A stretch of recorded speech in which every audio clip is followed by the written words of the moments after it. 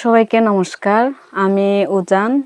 আমি আমি হচ্ছে সবাইকে আমার জীবনের গল্প শোনাবো। আমার শুরু থেকে আজ পর্যন্ত আমি এখন 18 বছরে কি অভিজ্ঞতা হলো আমার জীবনে সে সম্পর্কে বলবো। সবাইকে শুভেচ্ছা, ধন্যবাদ। আশা করি আপনারা ভালো আছেন। আজকে আমরা আহ, আজকে আমি বিশেষ করে অনেকদিন পরে আপনাদের সঙ্গে আসলাম আমার চ্যানেল রিয়ালমির পক্ষ থেকে, এবং এই চ্যানেলের যেটা মূল উদ্দেশ্য, যে প্রত্যেকটা মানুষের জীবনে কিছু সত্য লুকিয়ে থাকে। সে যা হতে চায় আসলে সে তা পারে না, হয়ে উঠতে পারে না, কারণ আমাদের জীবনের চলার পথে দেখা যায় আমাদের অনেক পরিবর্তন আসে, এবং সেই পরিবর্তনের সাথে সাথে আমাদেরও জীবনকে খাপ খাইয়ে নিতে হয়। আহ, আজকে আমরা একজন ইয়াং একটা মেয়ের জীবন গল্প আমরা শুনবো। সে এই পর্যন্ত আসতে তার জীবনে সে কি কি চ্যালেঞ্জগুলো ফেস করেছেন সেগুলো শুনবো, তার এক্সপিরিয়েন্সগুলো আমরা জানবো, এবং সে আসলে কি চেয়েছে তার জীবনে বা কি চায়, সে এখন কোন পর্যায়ে আছে, সে কি জানে কি জানে না, বা কি মনে করে যে সে সেই পর্যায়ে যেতে পারবে কিনা। আহ, এই গল্পগুলো আমরা শুনবো, বা সে কেমন আছে সেটা আমরা জানবো। আজকে আমার যে অতিথি তিনি হচ্ছেন উজান তঞ্চঙ্গা, এবং আমরা তার গল্প শুনবো। সবাইকে ধন্যবাদ, এবং আমরা তার গল্প শুনি। আসেন। আচ্ছা, আসুন আমরা এখন উজানের কাছ থেকে তার জীবনের কথাগুলো শুনি। উজান। কি বলবো এখন? আচ্ছা উজান, আহ, মানে ছোটবেলাটা কেমন ছিল তোমার? তোমার আহ, ছোটবেলাটা তুমি কোথায় কাটিয়েছো, এবং কোথা থেকে তোমার স্কুল জীবন শুরু করেছো, আহ, এবং কেমন ছিল সেই, আমরা যদি বলি প্রাইমারি স্কুল পর্যন্ত কেমন ছিল? ছোটবেলা তো সবার জীবনের মধুর হয়ে থাকে। ছোটবেলায় তাই শৈশব জীবনটা অনেক সুন্দর হয়। আমারও এরকম একটা সুন্দর শৈশব ছিল, কিন্তু এতটাও ভালো বলতে পারবো না, কারণ আমার জীবনে তো আর মা নেই। একদম পরিবারের একটা বড় অংশকে আমি হারিয়েছি। আমার ছোটবেলাটা শুধু দিদির সঙ্গে বলতে গেলে বেশি মেশা, দিদির সঙ্গে কাটানো। বাবা সারাদিন কাজে থাকতো, আমি সারাদিন দিদির সঙ্গে থাকতাম। খুব একটা মানে ভালো শিক্ষা পাইতাম না বাসা থেকে। পরে বাবা আমাকে দূরে পাঠিয়ে দিল। দূরে একটা মামার মেয়ে আছে,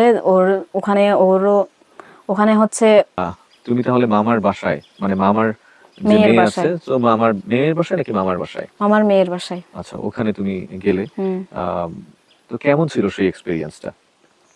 তখন তো একদম একটা নতুন অভিজ্ঞতা, একদম ছোটবেলা থেকে। তখন আমি অনেক ছোট, যা কত বয়স হবে তখন? তখন 7 বছর হবে আমার। 7 বছর। হ্যাঁ, 7 বছরে তো আর জীবনের সম্পর্কে, পৃথিবীর সম্পর্কে তো ধারণা নেই। অনেক অল্প বয়স। হ্যাঁ, যে বয়সে বাবা মায়ের আদরে থাকার কথা, সে বয়সে হচ্ছে আমি আরেকটা পরিবার তো আমাকে ভালোবাসে দিদিও, কিন্তু একদম নিজের সন্তান মতো তো আর ভালোবাসতে পারবে না।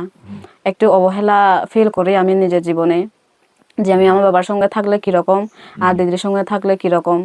কিন্তু তাও আমার যে মূল বিষয়টা হচ্ছে আমি শিক্ষাটা ভালোভাবে পেয়েছি। দিদি আমাকে খুব ভালো শিক্ষা দিয়েছেন। যখন প্রথম আমাকে পড়ার টেবিলে বসায়, একদম তখন হচ্ছে নিজের নাম লেখায়, আর তখন বলে যে ইংলিশ দিয়ে যে তোমার নাম আজকে মুখস্থ করবা, তারপর হচ্ছে ঘুমাবা, এরকম একটা। আমি তখন প্রায় 1 ঘন্টা 2 ঘন্টা এরকম নিজের নাম মুখস্থ করছি, আর সারা রাত ভাবছি যে পারবো কিনা। যদি সকালে দিতে না পারলে তাইলে মার খাবো, বোকা খাবো, এরকম একটা চিন্তা। তখন থেকে আমার বলতে গেলে যে আমি পারবো, এরকম একটা আমার মনে। উজান, মার কি হয়েছিল, যে তোমার মার? আমার মায়ের হচ্ছে বাচ্চা ডেলিভারি হতে, তখন ওখানে ওইটাও একটা হচ্ছে আমাদের পাড়ার সমস্যা, যে যখন ব্যথা শুরু হয় তখন হচ্ছে সরাসরি হসপিটালে নিয়ে যায় নাই। একটু হয়তো দেরি হয়েছে, হসপিটালে নিয়ে গেছে, কিন্তু নিয়ে যাবার পরে নাকি মারা গেছে এরকম।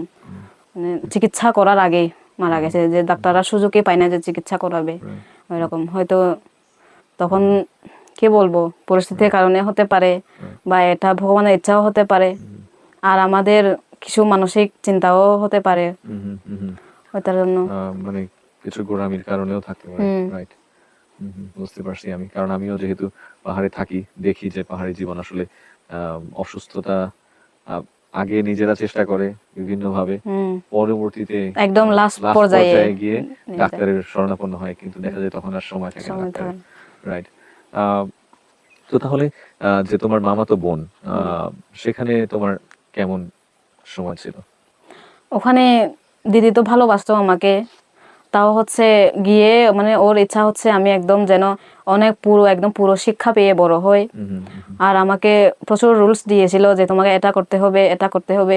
নিজের ইচ্ছাটা বলতে গেলে এটা প্রকাশ করা হয় না যে আমার এটা ইচ্ছা হয়েছে আজকে আমি এটা করব, ওইটা হয় না যে দিদি যেটা বলবে ওইটাই আমাকে করতে হয়েছে, আর আমি পালন করেছিও। আর তখন ছোটবেলা অনেক রাগ হতো যে আমি এটা করতে পারতাম না, কিন্তু এখন আমি বুঝতে পারি যে ওইটাই হচ্ছে আমার জীবনের মূল শিক্ষা ছিল।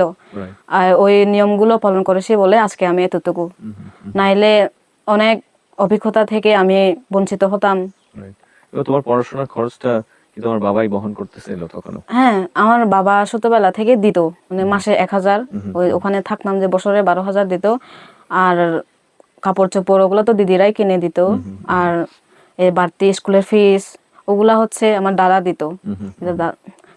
সবাই মিলে বলতে গেলে সাজন। আমরা হচ্ছে 6 ভাই বোন। 6 ভাই বোন থেকে হচ্ছে 4 ভাই বোনের এতটা পড়ালেখা হয় নাই। আমরা বলতে গেলে 2 বোনে বেশি পড়ালেখা করতেছি।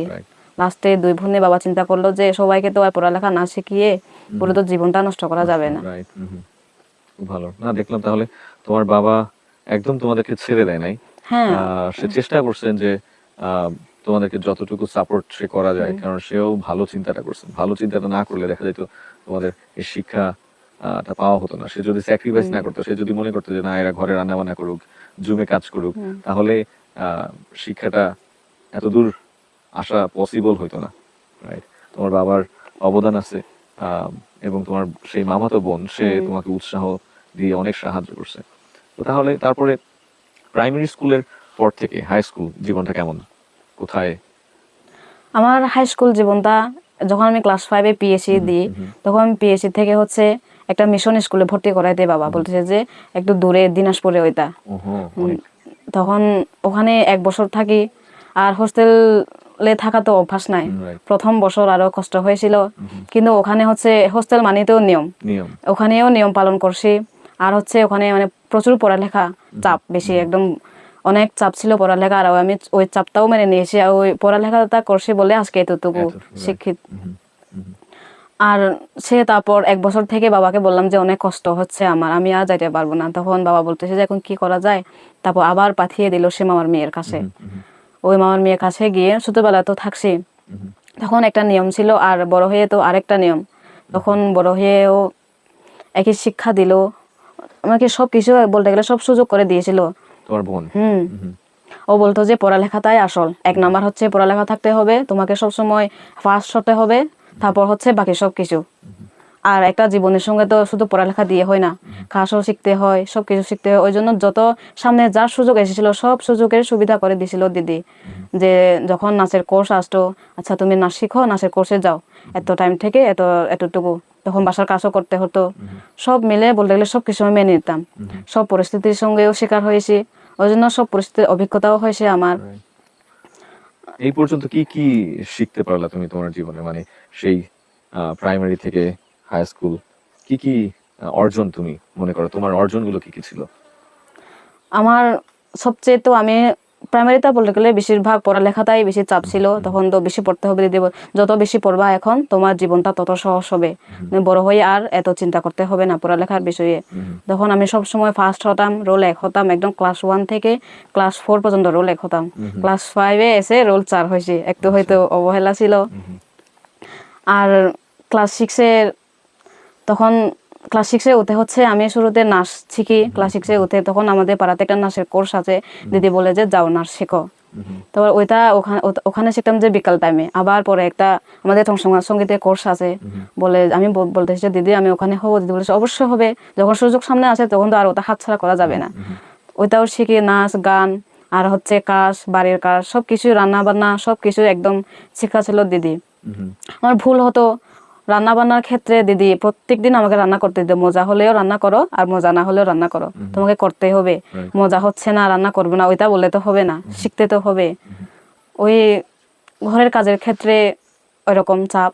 আমরা এখন উজানের কাছ থেকে জানবো যে সে এখন কি করছে, এবং সে আমরা দেখলাম যে সে পড়াশোনাটাকে অনেক শক্ত করে আঁকড়ে ধরেছে, এবং সে নিশ্চয়ই সে মনে করে যে পড়াশোনা করতে পেরেছে বলে সে আজকে এই পর্যায়ে আসতে পেরেছে। এটা আমরা অনুভব করলাম। আহ, তো উজান, তোমার হাই স্কুলের পরে এখন তুমি কি করছো, এবং কিভাবে তোমার জীবনটা তুমি পরিচালনা করতেছো? আমি বেশি পড়ছি যে কারণ হচ্ছে আমার ছোটবেলা থেকে একটা ইচ্ছা ছিল আমি একটা ডাক্তার হব। হুম। কারণ ডাক্তার হতে হলে তো বেশি পড়তে হবে। হুম। সেইভাবে আমি পড়াশোনাটা চালিয়ে যাচ্ছিলাম। রাইট। আর আমি ওই জন্য হচ্ছে সায়েন্সে নিয়েছিলাম যাতে আমি আমার ডাক্তারিটা সহজভাবে করতে পারি। আর ডাক্তার হতে হবে এরকম ইচ্ছা তো থাকতে পারে সবার, তবে পূরণ তো আর সবার হয় না। আমাদের ফ্যামিলির অর্থ ব্যবস্থা এতটা ভালো ছিল না। যখন আমি এসএসসি পাস করলাম তখন আমার বাবা বলল যে তোমাকে আর আমি খরচ চালাতে পারতেছি না, আমি এখন আর আমি কাজ করতে পারি না, আমার অনেক অসুখ বেশি, বয়সও হয়েছে, এখন কি করবো? আমি বলি যে কি করবো মানে কি, আমি তো পড়বো। বাবা বলেছে তুমি তো পড়বা, কিন্তু কিভাবে পড়বা, টাকা না দিলে কিভাবে পড়বা? তারপর বললো যে চলো বাসায় চলো, ওখানে একটা ছোটখাটো একটা কাজ করবা, তারপর নিজেও পড়াশোনা করবা, টাকাও কিছু ইনকাম হবে আর আমারও কিছু সাহায্য হবে, কারণ পুরোটা দিতে গেলে আমারও একটু অসুবিধা হয়ে যায়। ওর আমার তো তখন পুরো ভেঙে গেছিল মনটা, বলতেছিলাম যে ভাবতেছিলাম আমার জীবনটা পুরো একেবারে শেষ হয়ে গেল, আমার সব আশা সবগুলা শেষ। ওর এখানে এসে আমি মেলিতা মিশন স্কুলে জয়েন করি। এখন আমি একটা শিক্ষিকা পর্যায়ে আসি আর পড়াশোনা করতেছি ফার্স্ট ইয়ারে। আমার এখন মনে হচ্ছে যে আমি ভালো একটা পর্যায়ে আসি, যদিও বা আমার স্বপ্ন পূরণ করতে পারি নাই, তবে সে ছোট ছোট বাচ্চাদেরকে আমি স্বপ্ন দেখাতে শেখাচ্ছি, একটা ভালো সুন্দর শিক্ষা দিতে পারতেছি। আমি জীবনে যা শিখছি, যে শিক্ষা অর্জন করছি, সেই শিক্ষাগুলো আরেকজনকে দেবার মতো সুযোগ হয়েছে আমার, সেটা হচ্ছে আমাকে ভগবান করে দিয়েছে। এটা এখন আমার খুব ভালো লাগে। যদিও কষ্ট পেয়েছিলাম ওই সময়টা যদি বাবা নিয়ে না আসতো তাহলে আমার আর এই সুযোগটা হতো না, যা হয়তো ভালোর জন্য হয়। এখন আমার খুব ভালো লাগে। খুব সুন্দর।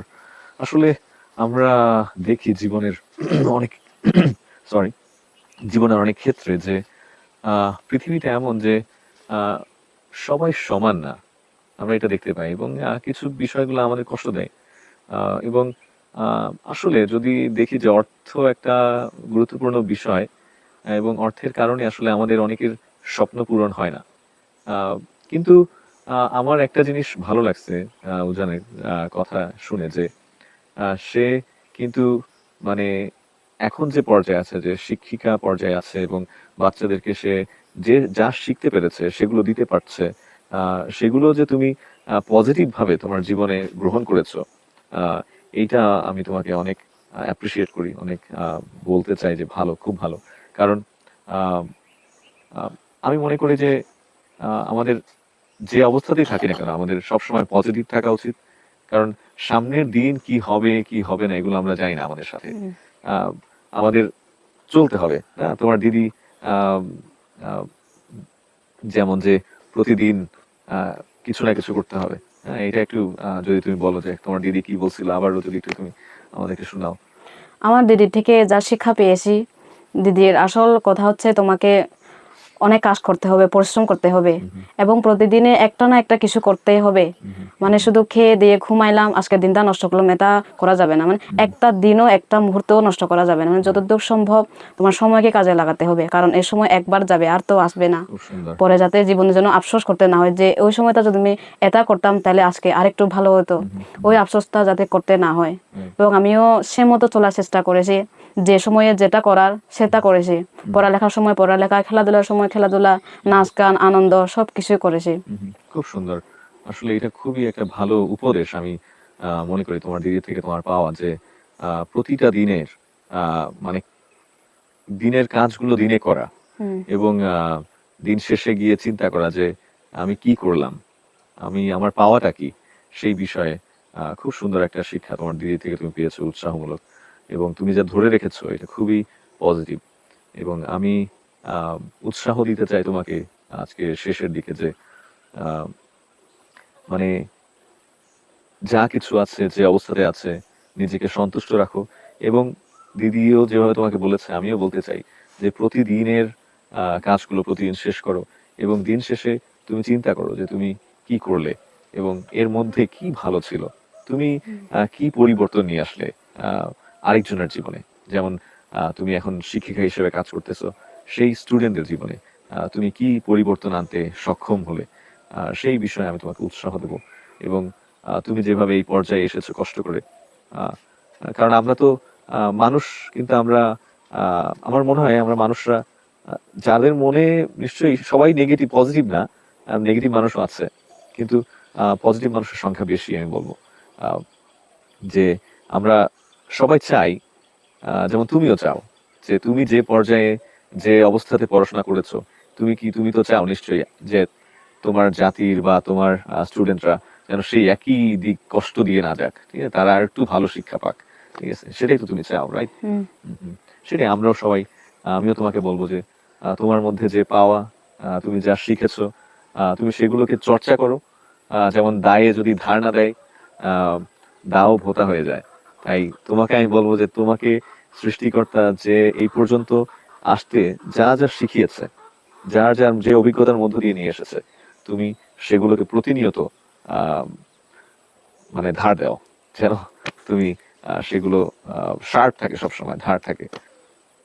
আচ্ছা, আমি যদি তোমাকে একটু অনুরোধ করতে চাই যে আহ, তোমাদের জাতিদের মধ্যে বা পাহাড়ে আহ, যে যুবক যুবতীরা আছে, তুমি যে এই পর্যন্ত এসেছো, তুমি তাদের জন্য কি উৎসাহমূলক কথাগুলো বলতে চাও, তারাও যেন আহ, একটা পর্যায়ে যেতে পারে তুমি যেমন আছো, বা তুমি কি বলতে চাও? আমাদের পাহাড়ি জীবন মানে একটা সংগ্রাম। ওই সংগ্রাম করে আমাদের বেঁচে থাকতে হয়। তবুও মনে অনেক ইচ্ছা থাকে, সেগুলো সব কিছু পূরণ হয় না। তবে যে পরিস্থিতিতে আমরা থাকি, আমাদের হচ্ছে সবচেয়ে একটা প্রবলেম যে আমরা আমাদের গ্রামে স্কুল থাকে না, সরকারি স্কুল, কোনো একটা সুন্দর হসপিটাল থাকে না, একটা ভালো কলেজ থাকে না। ওই জন্য আমরা ভালো শিক্ষা পেতে পারি না। কিন্তু আমাদের ভালো শিক্ষার জন্য দূরে যাইতে হয়, আর সেটা হচ্ছে সবাই করতে পারে না। রাইট। এবং কেউ কেউ ভয়ে বাসায় থাকে যে এত বাঙালির ভিড়ের মাঝে আমার সাথে তাকে কিভাবে পাঠাবো। বিশেষ করে মা বাবারা পাঠালে সন্তানরাও একটু খুশি হয়, বা সন্তানরা চাইলে মা বাবাদের কারণে যাইতে পারে না। ওইরকম একটা পরিস্থিতিতে আমি বলবো যে মা বাবাদেরকে তো বললে রাজি করানো যায়, শুধু নিজের একটা জেদ থাকতে হবে যে আমাকে পড়তে হবে, শিক্ষিত হতে হবে, বাইরে পরিবেশের সঙ্গে জানতে হবে। ঘরে বসে তো আর কিছু শেখা যাবে না। তখন নিজে তো অশিক্ষিত থেকে যাবে, যখন সন্তান হবে তারাও আর কিছু শিক্ষা পাবে না। আমি বলবো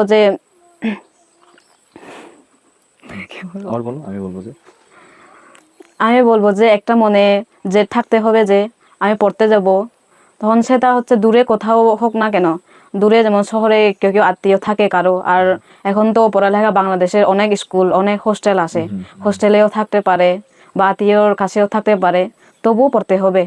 ওইটাই মনে থাকতে হবে যে সামনে যদি আগাইতে হয়, আমার নিজেকেও মানে আমার নিজের চাক্কাটা ঘুরাইতে হবে সবসময়, রাইট? উজান, অনেক ধন্যবাদ। এবং আমি তোমার জীবনের জন্য, আগামী জীবনের জন্য আমার শুভকামনা থাকবে সবসময়, এবং তোমার জন্য সবসময় প্রার্থনা থাকবে। ধন্যবাদ। সৃষ্টিকর্তা তোমাকে ভালো রাখুক, সুস্থ রাখুক। সময় দেওয়ার জন্য অনেক ধন্যবাদ। আপনারাও ভালো থাকবেন, এবং আপনাদের জীবনের যদি কোনো সত্য জীবন বা ঘটনা থাকে যে আপনি জীবনে এইটা হতে চেয়েছিলেন কিন্তু জীবন আপনাকে অন্যদিকে নিয়ে গেছে, শেয়ার করবেন এবং কমেন্ট করবেন, ভালো লাগবে। ধন্যবাদ সবাইকে।